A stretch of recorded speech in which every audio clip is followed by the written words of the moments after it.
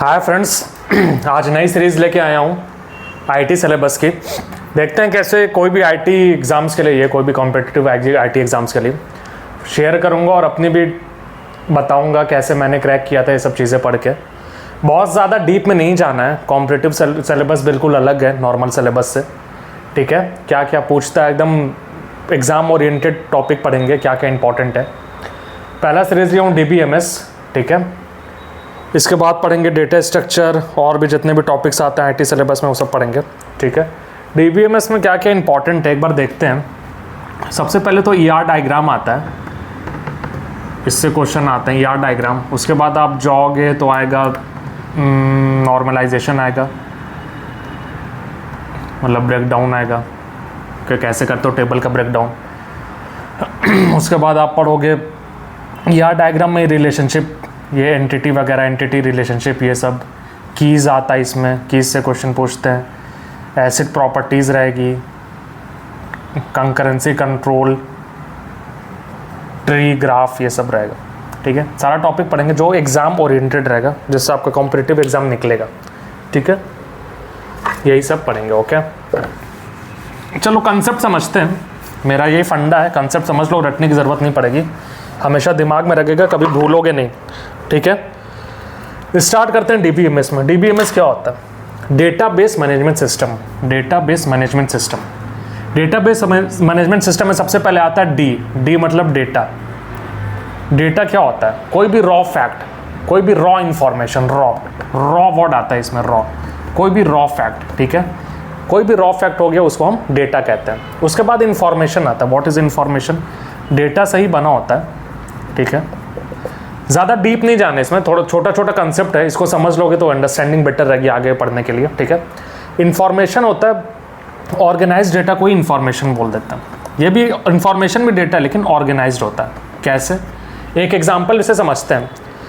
जैसे किसी ने आपको बोला कल आपको प्रेजेंटेशन देना है। ठीक है, ब्लॉकचेन पे आपको प्रेजेंटेशन देना है कल। ठीक है, तो आप उसकी एक तैयारी करोगे, उसके लिए आप बनाओगे कुछ अपनी इन्फॉर्मेशन बनाओगे। ठीक है, वो कहाँ से बनाओगे? जहाँ से गैदर करोगे। न्यूज़पेपर से कुछ आर्टिकल पढ़ लिया आपने, कुछ ऑनलाइन वीडियो से पढ़ लिया, कुछ बुक से पढ़ लिया, तो ये सब जितना पढ़ रहे हो वो रॉ डेटा पढ़ रहे हो आप, और जो आप बोलोगे, एक स्पीच जो आप बनाओगे वो इन्फॉर्मेशन रहेगा। सबसे अच्छी अंडरस्टैंडिंग के लिए यही एग्जाम्पल है। ठीक है, तो डेटा समझिए एक रॉ फैक्ट, अलग अलग रॉ फैक्ट को आपने एक ऑर्गेनाइज्ड वे में बना लिया, उसको बोलते हैं इंफॉर्मेशन। ठीक है, इसके बाद आता है DB, डेटाबेस। डेटाबेस क्या होता है? Collection of data, collection of information. ठीक है, कलेक्शन ऑफ, ये होता है collection of similar type of data या रिलेटेड डेटा, इसको डेटाबेस बोलते हैं, रिलेटेड डेटा। ठीक है, सिमिलर टाइप ऑफ डेटा या रिलेटेड डेटा कह लो, इसको हम बोलते हैं डेटाबेस। ठीक है, बहुत सारा एक ही टाइप का आपने डेटा को कलेक्ट कर लिया, उसको बोलते हैं डेटाबेस। इसके बाद आता है डेटाबेस मैनेजमेंट सिस्टम। DBMS क्या होता है? DBMS क्या होता है? बहुत सिंपल है। DBMS एक सॉफ्टवेयर होता है आपको ये डेटाबेस मैनेज करने के लिए। It's a software to manage the database.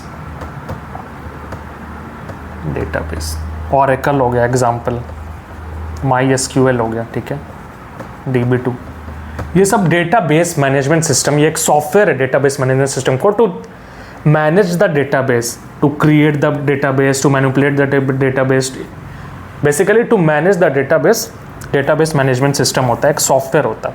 ठीक है, तो डेटा आपने पढ़ लिया, इंफॉर्मेशन पढ़ लिया, डेटाबेस पढ़ लिया और DBMS पढ़ लिया। ठीक है, ये डेटाबेस पढ़ क्यों रहे हैं, मतलब क्या इंपॉर्टेंस है इसका, यूज़ क्या है डेटाबेस का? ठीक है, आइए देखते हैं क्यों पढ़ते हैं डेटाबेस मैनेजमेंट सिस्टम, क्यों इतना वाइडली यूज़ होता है ये। ठीक है, कुछ तो अच्छी बात होगी इसकी नॉर्मल फाइल सिस्टम से। जब हम लोग कंप्यूटर खोलते हैं, फाइल सिस्टम स्ट्रक्चर होता है नॉर्मल ऑपरेटिंग सिस्टम का।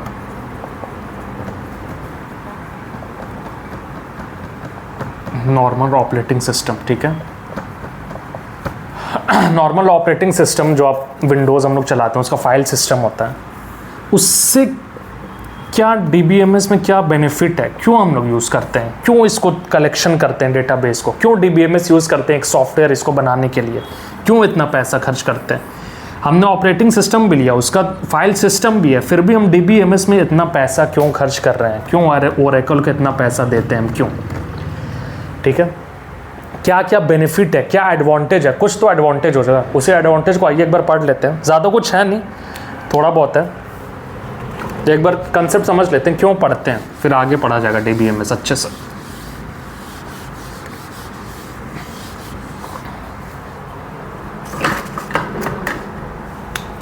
Advantage of DBMS।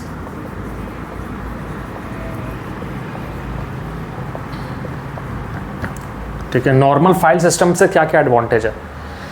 सबसे पहले तो आता है, बहुत सारे हैं, डेटा रिडंडेंसी ले लो, डेटा कंसिस्टेंसी ले लो, डेटा आइसोलेशन ले लो। ठीक है, और भी बहुत सारे ऐसे एग्जाम्पल हैं, डेटा सिक्योरिटी है।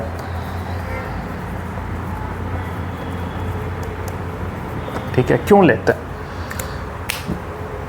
डेटा रिडंडेंसी है, मतलब नॉर्मल फाइल सिस्टम में कई बार क्या होता है कि एक ही चीज़ बहुत ज़्यादा बार स्टोर्ड है कहीं पे, किसी डी ड्राइव में, किसी फोल्डर में, डी में, किसी फोल्डर में वो आपकी फाइल एक स्टोर है, ई ड्राइव में सेम फाइल किसी और फोल्डर में स्टोर है, ऐसे ऐसे बहुत सारी जगह स्टोर्ड है। तो क्या डेटा रिडंडेंसी है, ये एडवांटेज है DBMS में। DBMS में ऐसा नहीं, इसको आप मैनेज कर सकते हो, डेटा रिडंडेंसी को हटा सकते हो। ठीक है, दूसरा आता है डेटा कंसिस्टेंसी। ठीक है, कैसे कंसिस्टेंसी है, मान लीजिए किसी फाइल सिस्टम में दो जगह आपने एक ही चीज़ को दो जगह स्टोर किया हुआ है, अब उस फाइल की आपको ज़रूरत नहीं है। ठीक है, आपने किसी एक जगह से डिलीट कर दिया और दूसरी जगह से भूल के करना, तो वहाँ पे वो फाइल डी ड्राइव में पड़ी हुई, डी ड्राइव में डिलीट मार दिया आपने, ई ड्राइव में पड़ी हुई है। ठीक है, अब फेच करना डिफ़िकल्ट हो जाएगा, मैनेज करना डिफ़िकल्ट हो जाएगा। डेटा कंसिस्टेंसी एक एडवांटेज है DBMS में। इसी तरह डेटा आइसोलेशन होता है, डेटा सिक्योरिटी, और बहुत सारे एग्जाम्पल हैं DBMS में। एटॉमिसिटी होती है, कंकरेंसी होती है, ऐसे बहुत सारा एग्जाम्पल है DBMS का फाइल सिस्टम में। ठीक है, ये पढ़ लीजिएगा, थ्योरेटिकल है, ज़्यादा इससे क्वेश्चन आते नहीं एडवांटेजेस से। अभी आगे आप पढ़ेंगे खुद एडवांटेजेस सीख जाएंगे क्या क्या होता है। जब हम पढ़ेंगे आगे एसिड प्रॉपर्टीज़ पढ़ेंगे तो सारे डिस्कस करेंगे क्या क्या होता है। ठीक है,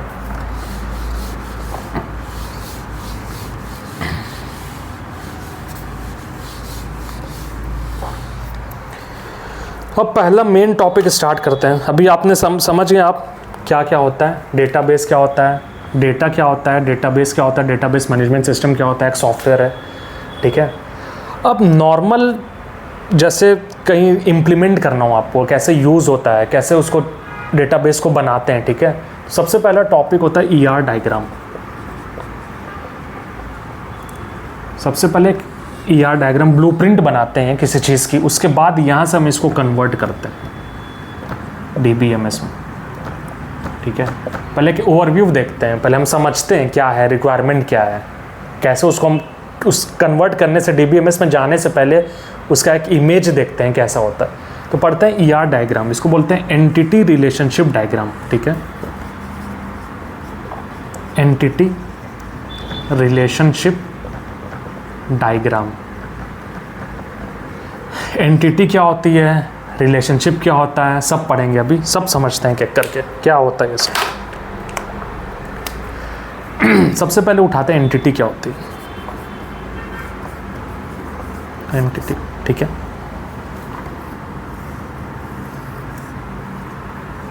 ये ले लिया एक स्टूडेंट। ठीक है,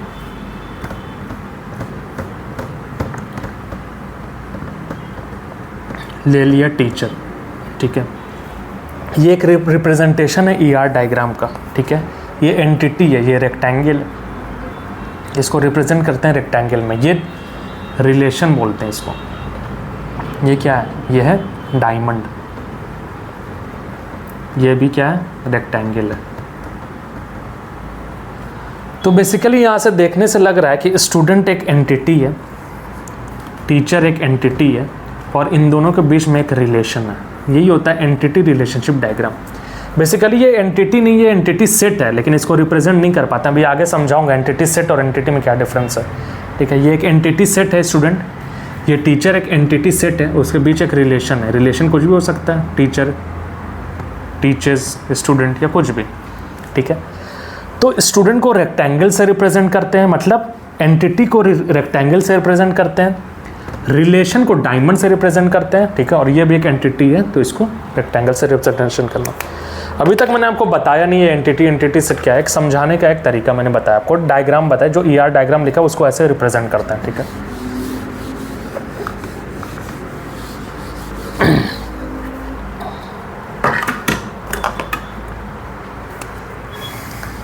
अभी हमने देखा स्टूडेंट। ठीक है, ये एंटिटी सेट है या एंटिटी कह लो। स्टूडेंट का एक नाम होगा, स्टूडेंट का एक रोल नंबर होगा, स्टूडेंट का एक डेट ऑफ बर्थ होगा। ठीक है, यहाँ बहुत सारे स्टूडेंट होंगे। ठीक है, बहुत सारे। अब इसको रिप्रेजेंट कैसे करते हैं, अभी समझ में आएगा एंटिटी और एंटिटी सेट का डिफरेंस क्या होता है। ठीक है, यहाँ पे नेम आया, यहाँ पे रोल नंबर आया, यहाँ पे डेट ऑफ बर्थ आया। ठीक है, नेम है आकाश, राहुल, राज, 1 2 3 कुछ भी डेट ऑफ बर्थ होगी, 94 95 96। तो ये जो स्टूडेंट है, ये पूरा, ये इसको स्कीमा, इसको एंटिटी सेट बोलते हैं, एंटिटी सेट। ठीक है, एंटिटी सेट या स्कीमा कह लो, RDMS के टर्म में स्कीमा कह लो उसको। ठीक है, ये एक एंटिटी सेट है। एंटिटी क्या है, एंटिटी ये है, आकाश एक एंटिटी है, इंस्टेंस बोल लो इसको, या एंटिटी बोल लो। ठीक है, राहुल दूसरा इंस्टेंस है, दूसरी एंटिटी है, राज तीसरी एंटिटी है, और ये पूरा जो स्टूडेंट है ये एंटिटी सेट है। इसीलिए जब ER डायग्राम में हम रिप्रेजेंट करते हैं तो जो स्टूडेंट रिप्रेजेंट करते हैं वो एंटिटी सेट होता है, ना कि कोई एक एंटिटी होता है। इसके अंदर बहुत सारे एंटिटी है, नेम। ठीक है, अब ये सब क्या है, ये समझ गए, इंस्टेंस और स्कीमा समझ गए। स्कीमा एक स्टूडेंट एक टेबल है, स्कीमा बोल लो, उसके अंदर एक एक इंस्टेंस को हम लोग एंटिटी समझते हैं। ठीक है, ये क्या है, name, roll number, date of birth, ये होता है एट्रीब्यूट्स। ठीक है, उसके फीचर्स क्या है, कैरेक्टरिस्टिक्स कह लो एक तरीके से। तो ये जो एट्रीब्यूट्स होते हैं ये ओवल शेप में रिप्रेजेंट किए जाते हैं, ओवल या तो एलिप्स, दोनों, कुछ भी बोलो, ओवल या तो एलिप्स। ठीक है, ये क्या होता है, जो कॉलम है, ये जो कॉलम है ये क्या है, एट्रीब्यूट्स है। ठीक है, और जो रो है, इंस्टेंस है, एंटिटी है, टपल, रिकॉर्ड, कुछ भी बोल सकते हो। रो, टपल, रिकॉर्ड, इंस्टेंस, एंटिटी, इतना नाम है इसका, रो, टपल, रिकॉर्ड, इंस्टेंस और एंटिटी। कॉलम का क्या नाम है, कॉलम का नाम है एट्रीब्यूट। ठीक है, क्लियर है यहाँ से बिल्कुल।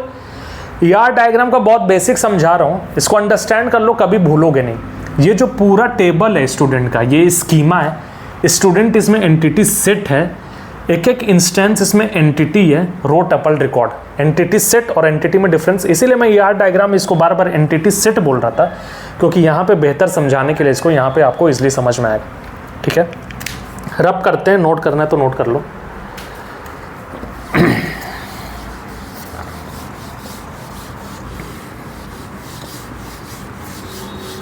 और पढ़ते हैं एट्रीब्यूट्स और ER डायग्राम के बारे में। अभी ER डायग्राम ख़त्म नहीं हुआ है। ठीक है, और क्या क्या चीज़ हमने पढ़ा, मान लो एक एंटिटी सेट ले लिया स्टूडेंट का, इसका एक नेम है, इसका एक डेट ऑफ बर्थ है। ठीक है, इसका एक रोल नंबर है। ठीक है, एक इसमें आता है बोलते हैं सिंपल एट्रीब्यूट और कंपोजिट एट्रीब्यूट। ये क्या होता है, एट्रीब्यूट में भी बहुत सारे टाइप होते हैं। पहले एक सिंपल, रोल नंबर एक सिंपल है। ठीक है, नेम क्या है, नेम में इसका फर्स्ट नेम भी हो सकता है, मिडिल नेम भी हो सकता है, लास्ट नेम भी हो सकता है। ठीक है। तो ये क्या हो गया, ये कंपोजिट एट्रीब्यूट आ गया, मतलब एक से मल्टीपल वैल्यू निकलना, ठीक है, कंपोजिट। सिंपल। अब आता है डिराइव्ड एट्रीब्यूट। डिराइव एट्रीब्यूट जो होता है वो डिफाइन नहीं होता है, ठीक है, वो डिराइव्ड करते हैं आपके नॉर्मल एट्रीब्यूट से, जैसे डेट ऑफ बर्थ हो गया। अब यहाँ से निकलेगा एज, ठीक है, एज तो कोई फिक्स वैल्यू नहीं है, तो हम डेट ऑफ बर्थ को अपने टेबल में रखेंगे और वहाँ से डिराइव्ड निकालेंगे, ठीक है। डैश्ड एलिप्स, डैश्ड एलिप्स जो इसका रिप्रेजेंटेशन है, ठीक है, ये पूरा नॉर्मल एलिप्स में नहीं रहता, डैश्ड रहता है, मतलब ये डिराइव्ड एट्रीब्यूट है, एक पहचानने का तरीका है। जैसे पूछ लेता है कभी कभी एग्जाम में, डिराइव्ड एट्रीब्यूट को कैसे रिप्रेजेंट करते हो, तो हम क्या बोलेंगे, डैश्ड एलिप्स में रिप्रेजेंट करते हैं, ठीक है। ER डायग्राम में और भी अभी बाकी चीज़ें हैं, अभी तो हमने एंटिटी पढ़ा है, इसके बाद आता है relation, degree of relation, cardinality ratio, constraint participation, ये सब आएगा, ठीक है। तो इस वीडियो में एंटिटी तक रहने देते हैं, नेक्स्ट वीडियो में हम पढ़ेंगे रिलेशनशिप, ठीक है। ER डायग्राम में एंटिटी हमने खत्म कर दिया, अब रिलेशनशिप पढ़ेंगे, तो ER डायग्राम, उसके बाद क्वेश्चन करेंगे। पहले कंसेप्ट समझते हैं थोड़ा थोड़ा, उसके बाद क्वेश्चन करेंगे, ओके। यहाँ तक समझ में आया, देख लो, नेक्स्ट वीडियो में मिलते हैं रिलेशनशिप से, ओके।